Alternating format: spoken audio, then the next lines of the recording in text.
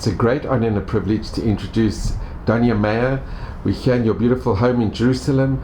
And Donya, your husband was Alex Meijer, who was born in Holland, and you translated his diary. Yes.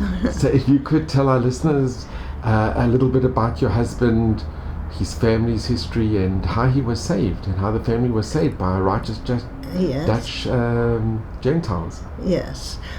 Well, of course, the war started in Holland a little bit later than the official beginning of World War II, but the Germans invaded, and there were edicts that they had, people had to do all kinds of things. And my father-in-law was a very interesting person.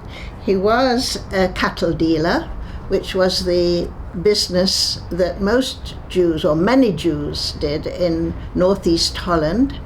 They lived in a village. They had a lot of contact with non-Jews around because the family had lived in Holland for 4 generations already. And they knew every nuance. And my father-in-law had left school at the age of 12, but he had 2 things which helped him a lot during the war. One was, as I said, the closeness to the local population, and the second thing was his love for historical novels. And he used to read these novels about how the Dutch cheated or tricked, more correctly, the Spanish occupiers during the 17th century. And he learnt all these tricks, and he actually used them during the time they were hidden. And I'll talk about that later. In which village where did they live? They lived in a village called Misselkanaal in the province of Groningen. Groningen was a big city, the main city of the province, but the province was also called Groningen, and they lived in this little place, Misselkanaal. And not far from Stadskanaal, where there was a slightly bigger Jewish community with a synagogue and everything. Before the war, a lot of Jews lived there. There was a Jewish baker and butchers and quite a lot of Jewish life. They were a very traditional family, but after the war there was very little left. Most of the people were taken away and killed, murdered, except those who managed to hide. And this is what Alex's father managed to do. And how did this come about? He used to, with his brothers, go to market and buy and sell cows for the local farmers. And he had several clients among these farmers.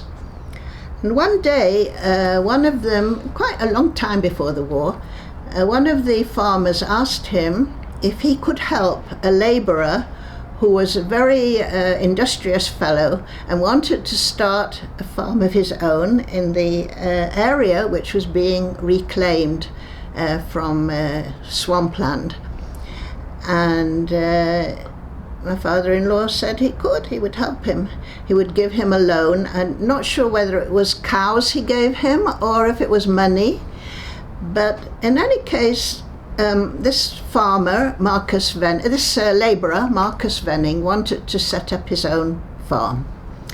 So my father-in-law did give him this help, and it was paid back. Venning didn't owe him anything anymore by the time the war came, but he heard about all these edicts that the Jews had to give this and that, and they were to give in all their money and get in return a sort of a stipend. And Alex's father actually had gone to town to give in his money, but he'd gone dressed in his market clothes, and Alex's mother said, "You can't go to town like that." And he said, "Yes, I can." And then he came to the official who was collecting the money, and he took out money from his pockets, and the official took it in, and Alex's father said, "Oh no, I must have some, give me something back." But of course he hadn't given all his money. And this is what he told Venning. He said, "Don't worry, I didn't give everything. I have money."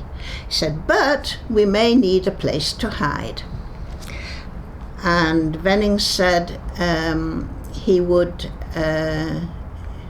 like to help him in return for the help he'd received, and he would go and ask his wife if she agreed that they would, in time of need, hide the family. So he went back, consulted his wife, and returned with the message that his wife agreed, and if they needed to come, they should knock on such and such a window, and they would be let in. So that's what actually happened. They began to take the Jews away, and it was time to leave.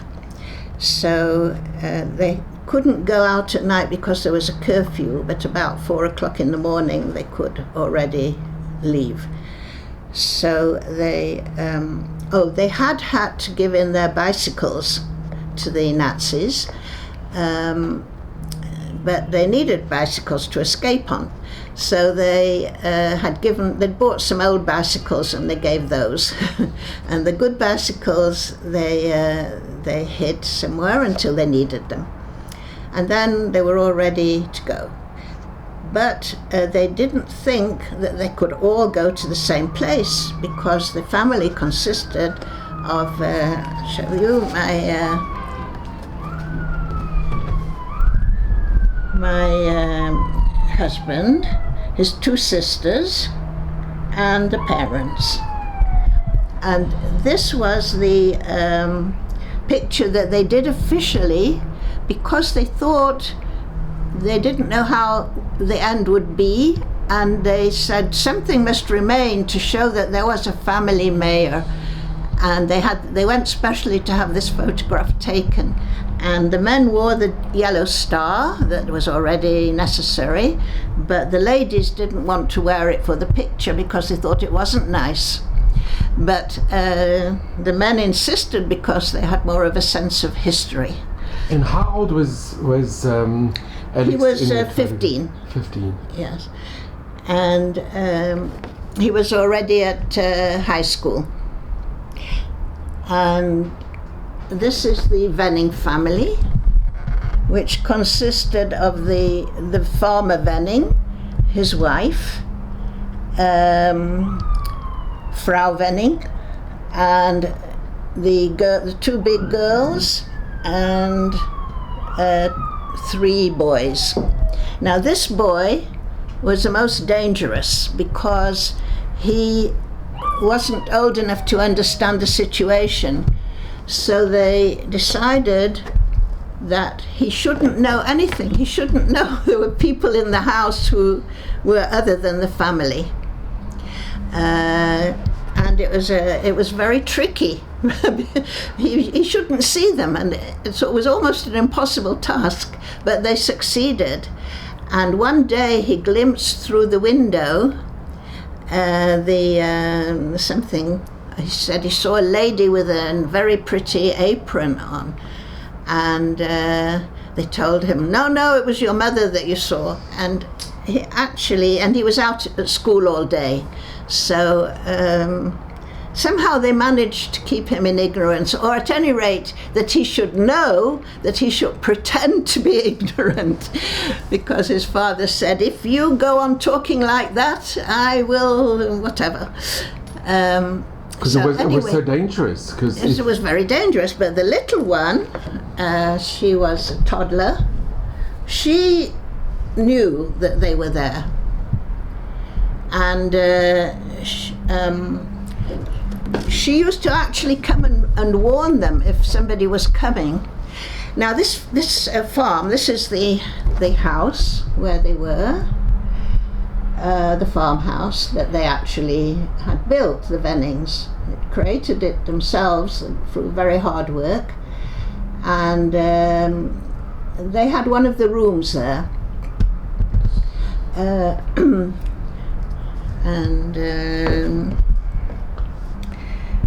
She used to come and knock on the door, and she used to say, and she couldn't pronounce the words properly, so she was supposed to say folk, but she said tolk. So they knew that somebody was coming, and they had to keep very quiet, and they shouldn't come out of the room. She is the person who actually created this picture. She's the only surviving member of the family today. And a couple of years ago, she came and stayed with us, bringing her son and her nephew, and she brought us this picture. She made for every member of our family. Can I just ask at this moment, was the family given Rightous Gentile? Yes. At Yad Vashem? Yes. So when they came, we had a whole ceremony in Yad Vashem. We had a guided tour, official guided tour, and we also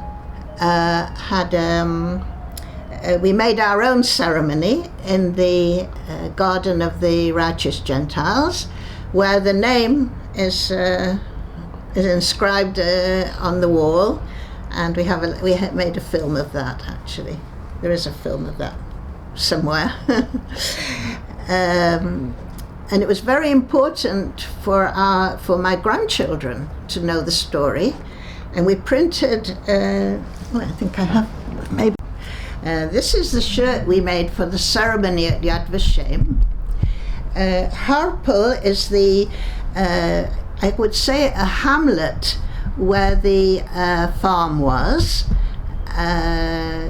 It was very remote. There were just a few scattered farms around in the area, and most of the people didn't know at all that the Meijer family was hiding with the Vennings.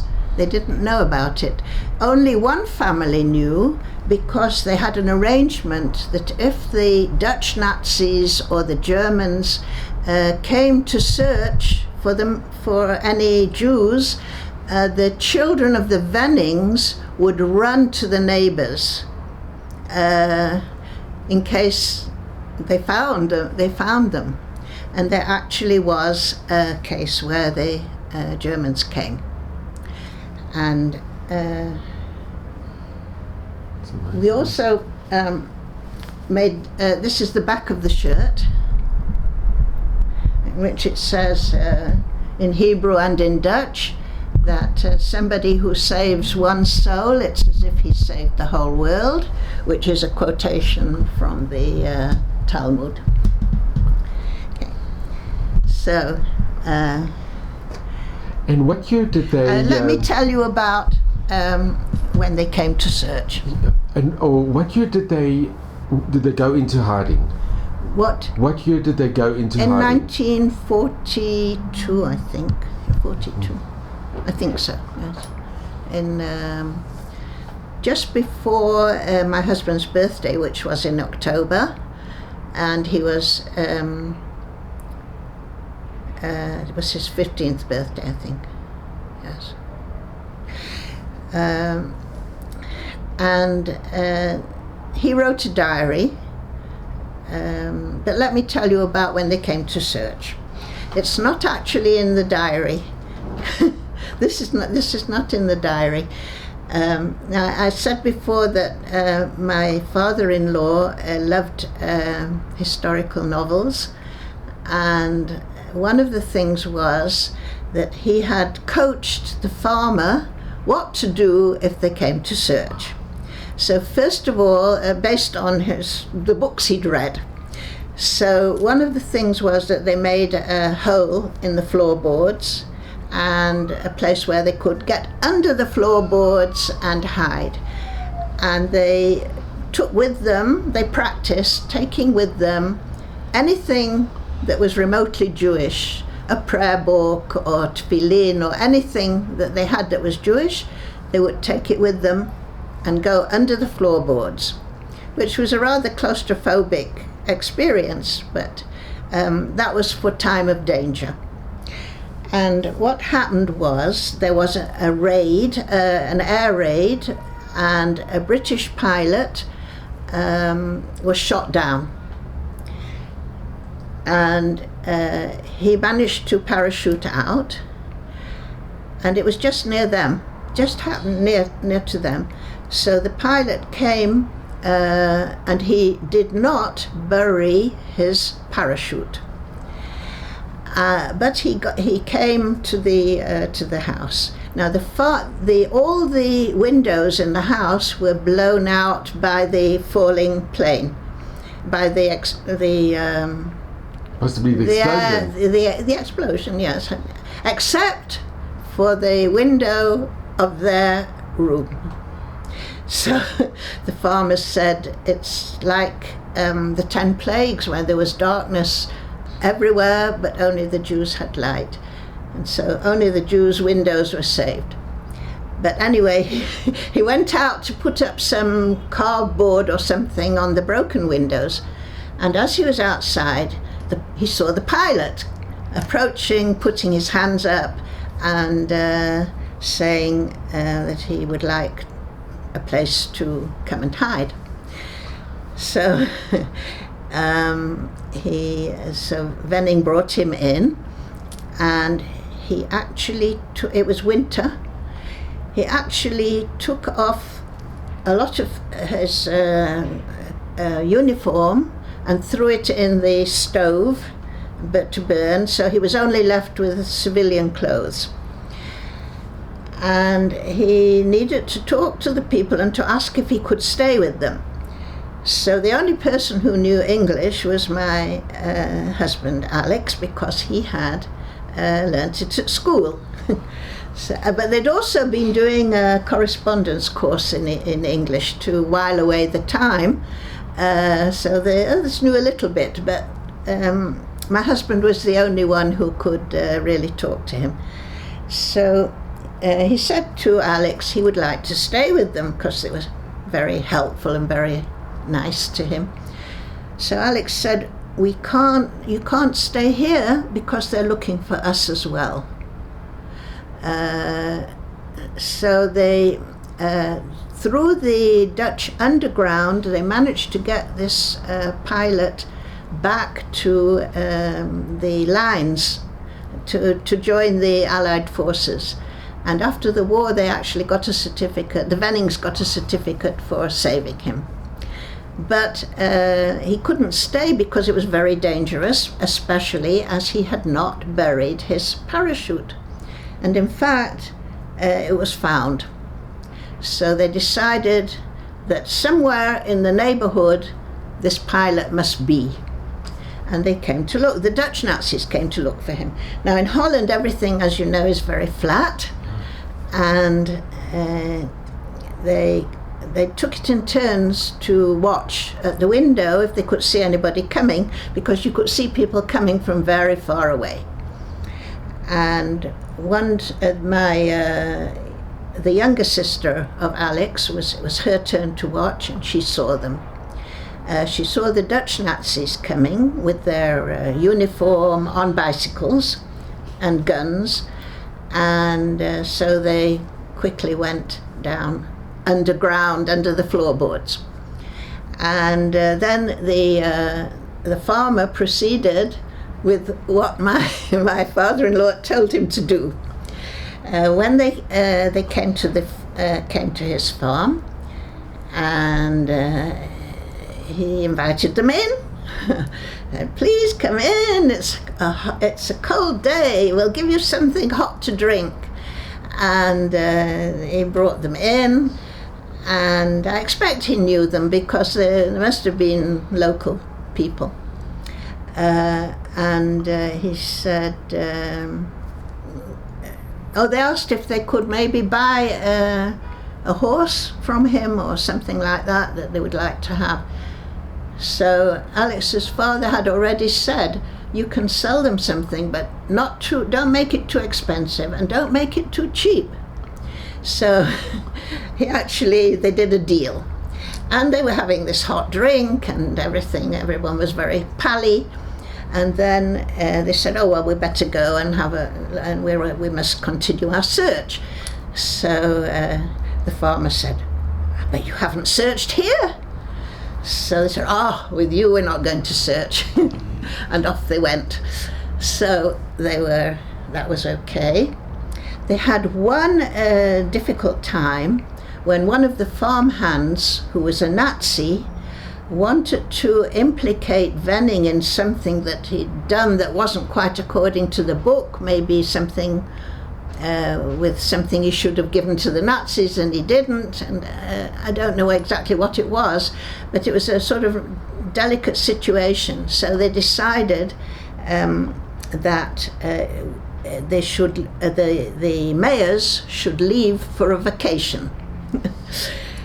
So they went off to stay with some trusted people, and they stayed there for 2 weeks until they got rid of that farmhand, and then they came back. There was also another situation where at the beginning, certainly, they decided that they should try and help the Wennings on the farm a bit, but it got too dangerous to do that. But they used to do the early morning milking. Alex's father used to do it. I think Alex did a little bit as well, but he found it a bit difficult to get up so early and do the milking. But Alex's father did. And one day he was doing the milking in the cowshed, and somebody who had been with him in first grade came in to the cowshed. He wanted to talk to the Wennings about something, and he saw Alex's father, and he said, "Oh, it's Simon." He was called Simon Meijer, my father-in-law. "Oh, Simon, I'm so sorry that I saw you, because I have to tell my wife. I tell her everything, and after the war, you'll think if something happens and you're found, you'll think it's because of me."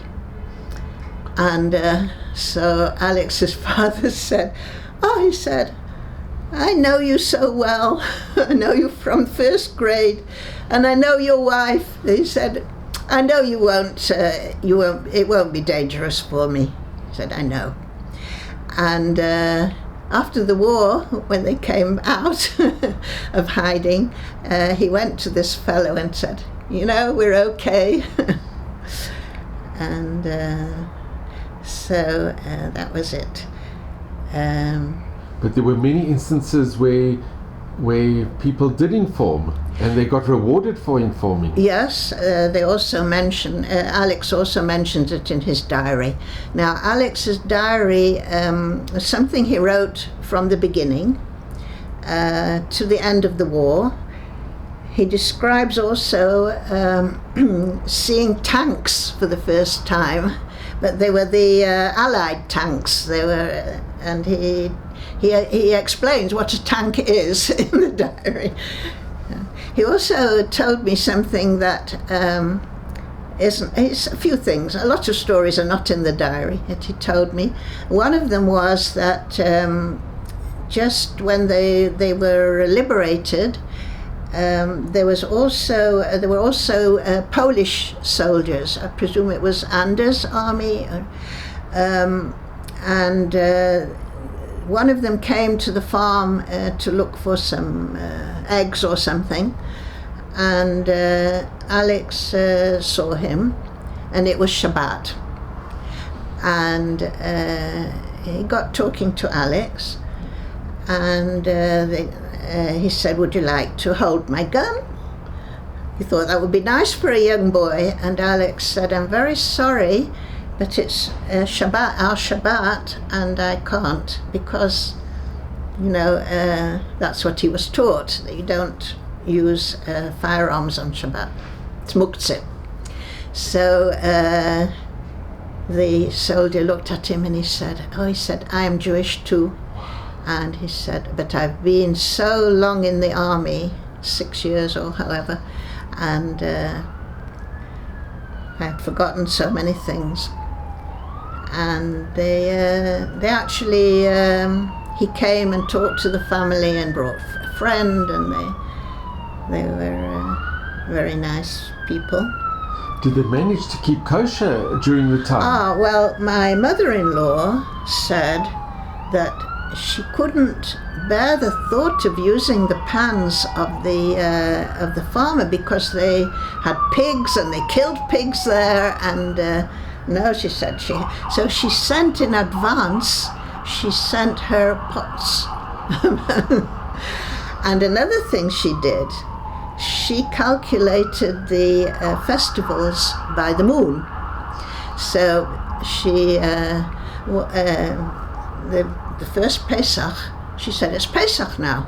So they put everything, all the chametz away. They didn't have matzah and they didn't see how they could bake it, but they got the chametz out of the way. And they had already had one day of Pesach, and they heard a broadcast that the farmer had a radio. Later on they were, or maybe even then, they were not supposed to have a radio. But with the radio they could hear broadcasts from abroad, from England. And the narrator on the radio said, now it is the eve of the Jewish Passover, and the chief rabbi of England is going to address the Jewish community in England. And they had already had one day, because she had made a very slight mistake. So they laughed about it, and they were cheerfully, they had an extra day. And did the parents, during this time, did they teach the children anything about school, or did they? Well, before the war, they had a Jewish community. They had a Jewish community nearby, which was a proper community with a shul and everything, and a chazan. And the chazan taught Judaism to the local children. So, and he was very, even after the war, was very influential with my husband, and he persuaded him to join Hashal Shelet, which I suppose is the equivalent of Ezra. And after the war, and he used to go to a summer camp and be a madrich, and they also rounded up all the children they could find in the area, in the whole area, from the different villages, any children who had survived. A couple of Alex and a couple of others used to go around and find them and identify them and get them together so they would meet. And that's what they did after the war, to get the remnant together. And Donya, can I ask, what was the routine? Here they can't go outside, they skid it, neighbors are going to see them. Yeah. What did they do the whole day? Well, they grew things. They grew tobacco. Okay. They used to also peel potatoes for the whole farm, for the family, venning, for all the farm hands, which was a lot of potatoes because people ate a lot of potatoes in Holland. And Alex and his father in particular used to peel all the potatoes, buckets full of potatoes. So Erev Pesach in Israel, my husband always used to take a bucket out to the garden and sit and peel a bucket full of potatoes for us for Pesach. He was a very good potato peeler. What else did they do? Oh, they used to mend bicycles, mend the tires in the bicycles. And on Sundays, when the Vennings went to church, they used to go out into the barn and play a little bit there.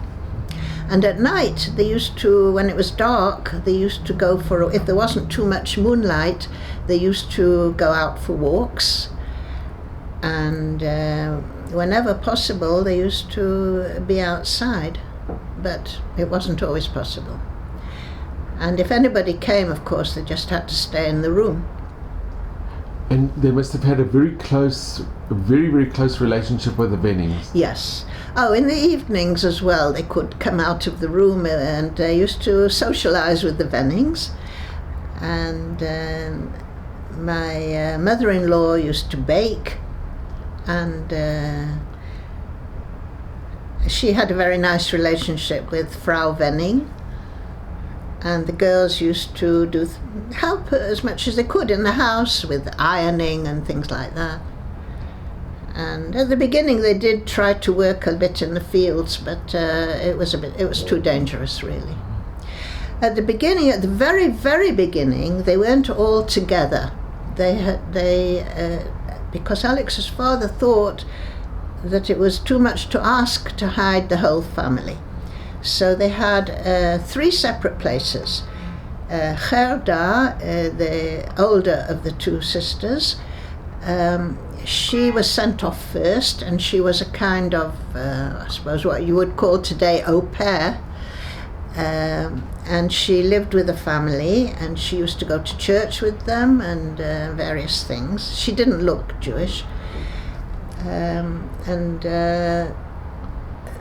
one day, when she saw somebody, she was in the street, and she saw somebody get off a bus who knew her. So then that was too dangerous. So they brought her, at least for the time being, to the Vennings, where Alex and his father already were. And then Venning said, well, she might as well stay, because it's not more dangerous if she's with us. Maybe more dangerous if she's not with us and she's found. And then in the meantime, Alex's other sister was with his mother, with some people, until they had a farmhand who was a Nazi, so they had to come to the Vennings as well. And Venning said it's perfectly all right. It's better that Mrs. Meijer is there. She can look after you, and I don't have to look after you. So very soon they were all together. And Donya, you have in the book, you have a picture of the actual diary that Alex. Yes. This is a piece from the actual diary. And it was written in Dutch. And it was written in Dutch, and it was beginning to fade because it was written in pencil. So Alex already had decided that when he got his first computer, he thought it was time to start transcribing his diary onto the computer, and then it would be better preserved.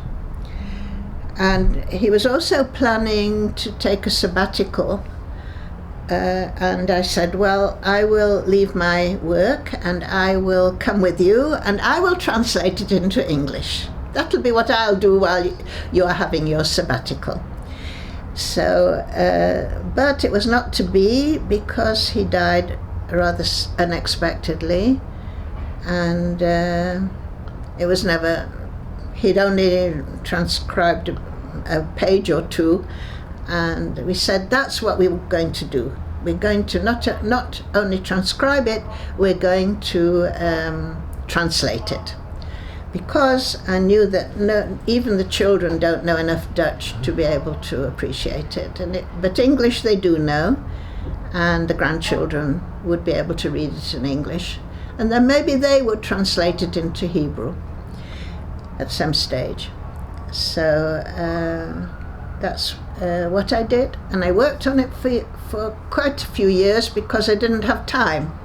But once I retired, I said, now I'm going to finish it, and that's it. Then you are fluent in Dutch? Fairly fluent. I mean, I can translate into English. I wouldn't be confident enough to translate from English to Dutch. But from Dutch to English I could do, and I also had my husband's dictionary, which was from the same period. So it has the right vocabulary. He even writes about them growing on the farm rapeseed, which is canola, which is now considered very healthy, and then it was considered very poor source of oil or fat. But that's what they had to do because there was very little else. But on the farm they did have food, actually, so they didn't suffer as people in the cities did. The extended family also had some adventures during the war. Alex's grandfather had retired and was living in the city, and in fact, before they went into hiding, all the Jewish children of the area had to come to the city to one school where they were centralized. The headmaster of the school was a Jew who had married a non-Jew and was in some sense protected. He had children who were not Jewish, because the mother was not Jewish, and they'd never been brought up to anything Jewish. And he was not very happy, this man, about being the headmaster of a school for Jewish children. He didn't like it at all. And he wasn't very nice to the children either.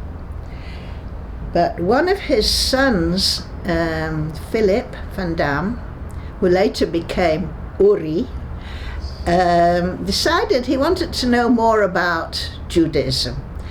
And he looked in the attic and found books, old books of his father about Zionism and about Judaism, and he got very interested. The other siblings weren't interested in the least, but he was. And when Alex went to medical school, after the war of course, he met Philip van Dam. And they became very friendly, and Alex told him a lot about Judaism, and Alex had already decided that when he qualified he was going to come to Israel, and he persuaded Philip that this was the thing to do. And Philip actually got to Israel but just before him, and he converted to Judaism in Israel. And we have had contact with them ever since. We were actually in place of the parents at Uri and his wife Lenny's wedding. And ever since we've been in touch with them. And they live in Ashkelon, which has been in the last few days very, very seriously bombed, rocketed, but they are safe. And other extended family members? And so I was talking about the grandfather who had retired to the city. So when this school was opened and the Jewish children had to go there, Alex went and stayed during the week with his grandfather in the city. And his grandfather survived the war? His grandfather was widowed and had a Jewish housekeeper who lived in the house. And a cousin of Alex, it was also her grandfather, she was in the underground. She was slightly older than Alex. and she managed to find a hiding place for him, together with the housekeeper, and papers to say that he was a retired doctor.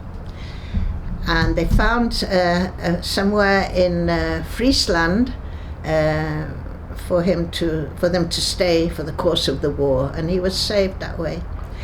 But there's an anecdote about when he was on the way to these people in Friesland. They had to break the journey somewhere, and they had to sleep in a big 4-poster bed together, and they weren't married, and they were this lady, the housekeeper, was very religious, so she put on I don't know how many pairs of underwear for the night.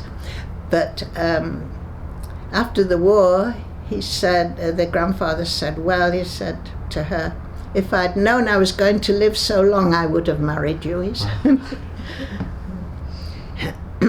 And this cousin who had arranged this, she had a little adventure one day that she was supposed to distribute pamphlets against the Nazis, and she had them in a suitcase, and she had to go on the train, and the train was full of German soldiers, and she got into a carriage, and they were very they wanted her to come in and join them, and they put the suitcase up on the rack, and they were flirting with her,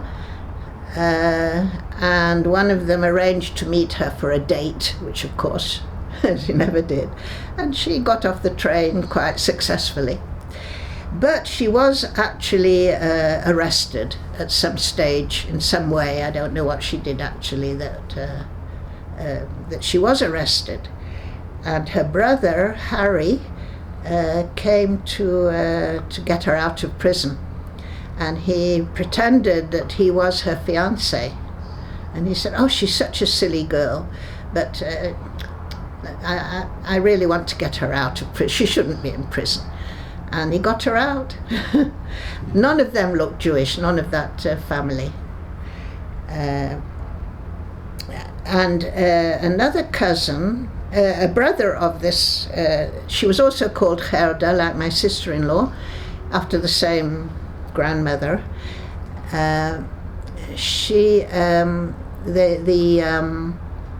This other brother, Benny, he was taken on the train already to Auschwitz, and he jumped off the train. He got off the train. I think at that time they didn't yet have the cattle cars, they were ordinary trains, and I think that's how he could get out.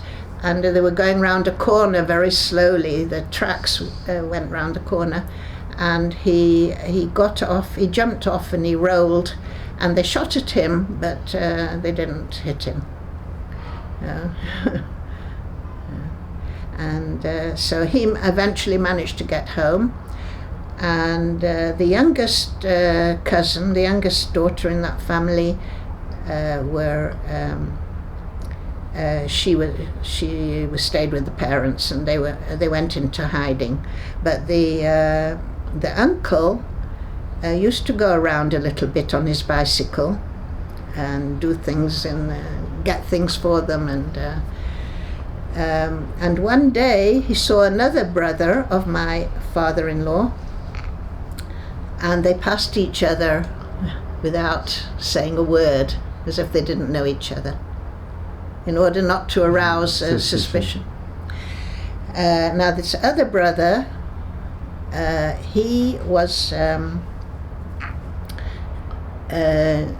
really in the underground, and his wife had died just before the war of natural causes, and he was a widower, and he was looking after any Jewish people who he knew to be hiding, and in particular a widow with a couple of children, and he used to take care of her very much, and after the war they married.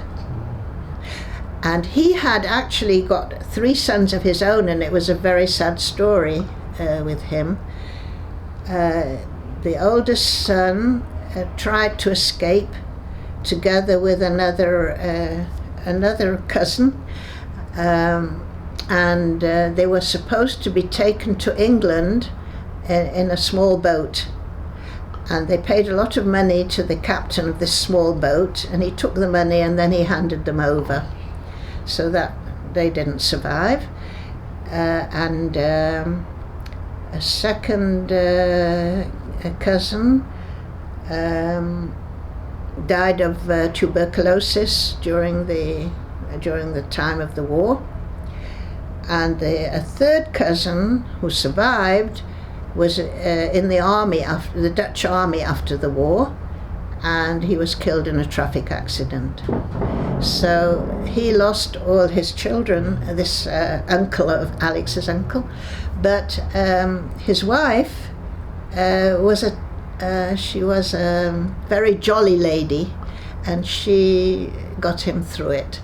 And she also made a gentleman of him, because she had, before the war, been to finishing school in Switzerland, and she knew everything, how things had to be, and they built a beautiful house in Leiden, and they had something of a good life, as much as they could.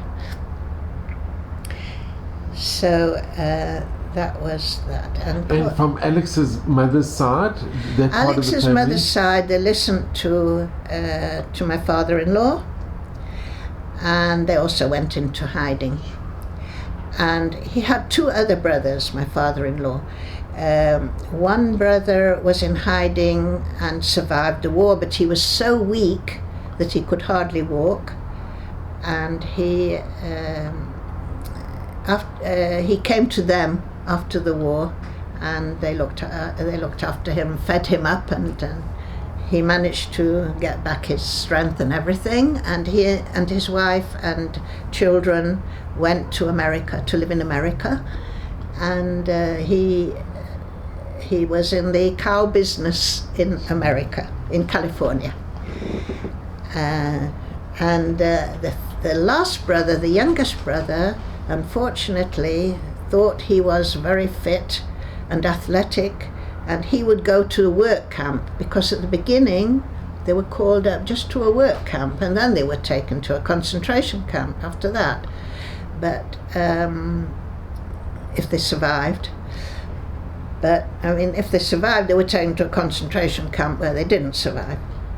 So they sent him a postcard saying, they wrote to him, Hashivenu, which means, it's from the prayers, which means return it. And he sent back a reply that, no, he's fine. That was the last they heard of him. He was killed? Yeah, he died. We don't know how, when, where. And then my father-in-law had two sisters. One of them, at least I know, they wait a minute, what was it? I think they were already taken to some camp in Holland, and I think it was their child who had some disease, some childhood disease, and they let them take the child to the hospital. And when the things were better, they went back. They just went back. They didn't try and hide or anything, because their husbands were very good, solid citizens. And when they were told to give in all their account books, they gave in all their account books. And not like Alex's father, who burnt his his account books and said he didn't have any. But they didn't survive, and the other sister also didn't survive, and neither did their families. But on Alex's mother's side, when they did listen to Alex's father, they came out okay. They hid with good people and they survived. So it's quite sad because there were many Dutch that saved, like in your Alex's family, but there were Dutch that also informed and gave over to... Yes, he writes, I think, in the diary about one family who were kept in terrible conditions in a chicken run or something, I don't know where they had to be, and in the end people just gave them away for peanuts. They didn't, and they were in terrible shape. But sometimes people had to make the consideration if their own lives were in danger. And there have been many cases where people did save Jews and they were found or they were informed on and they were actually killed. A lot of non-Jews actually lost their lives for saving. Yes, and that's Jewish why they had an families. arrangement with the neighbours, the Vennings neighbours, that if there was a search, the children would go to them and not be at home. And Donya, can I ask, with your husband, did he always keep his emunah, his faith? Did he? Always keep his faith in Hashem, his belief in Hashem? Yes. Because he felt they were protected somehow. Because it really was siyata d'shmaya that they survived. And the rest of his family, his siblings and his parents, did they remain religious after the war? Well, they were traditional. I think less. My husband became more religious because he was influenced very much by the religious youth groups that he belonged to, and the summer camps, and the teachers, and so on. But after the war, he had to go back to school, and he was already, I think he went back to school when he was about 18. Did they go back to their original home? Yes. And they could go back into their home? What happened was that a family, I think they were police officers or something, who were collaborators, they had moved into the house. The furniture, their nice furniture, was taken to Germany. But these police people came into the house, and after the war, when the moment they could come back, Alex's father went to the house and he said, "I'll give you 24 hours to get out." And they got out. If they had stayed, it would have been more difficult to get them out.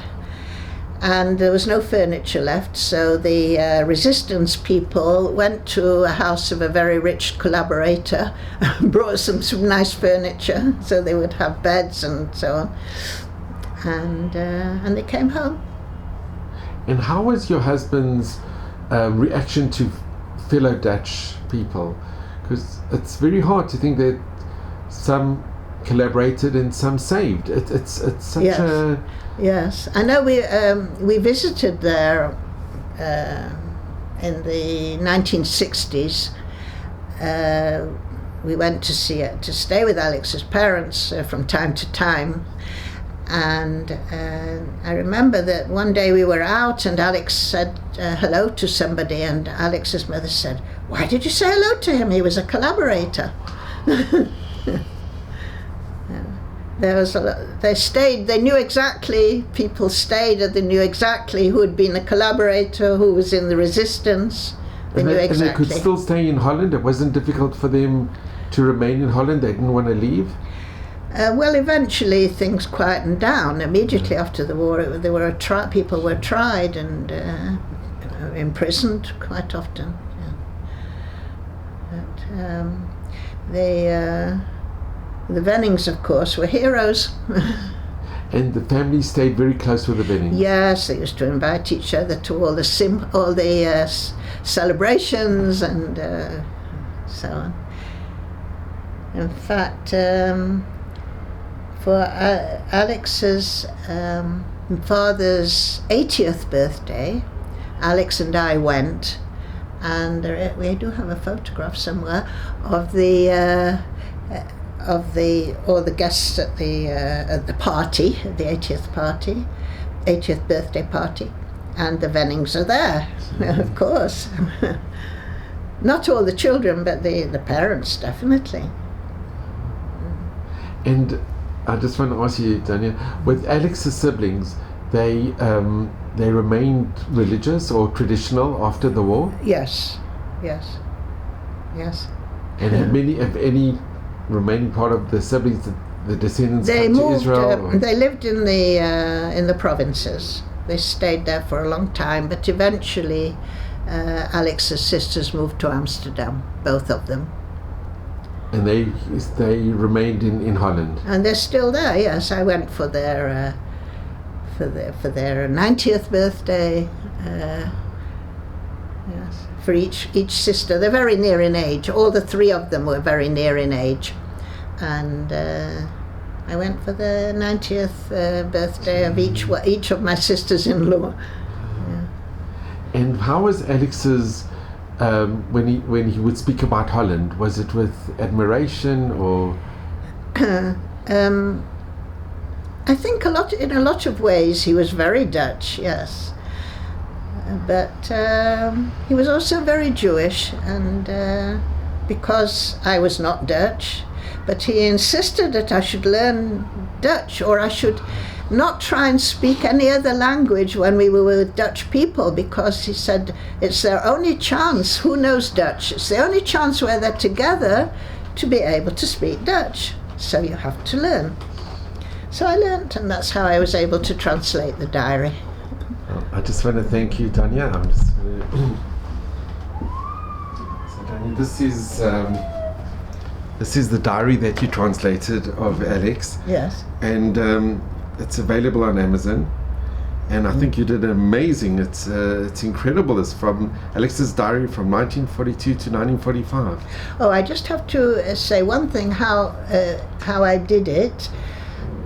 Because it was faded, the original, and also in handwriting, I photographed each page and sent batches to my brother-in-law David, the husband of Linny, the younger of the two sisters, and he typed it out for me and sent it back by mail.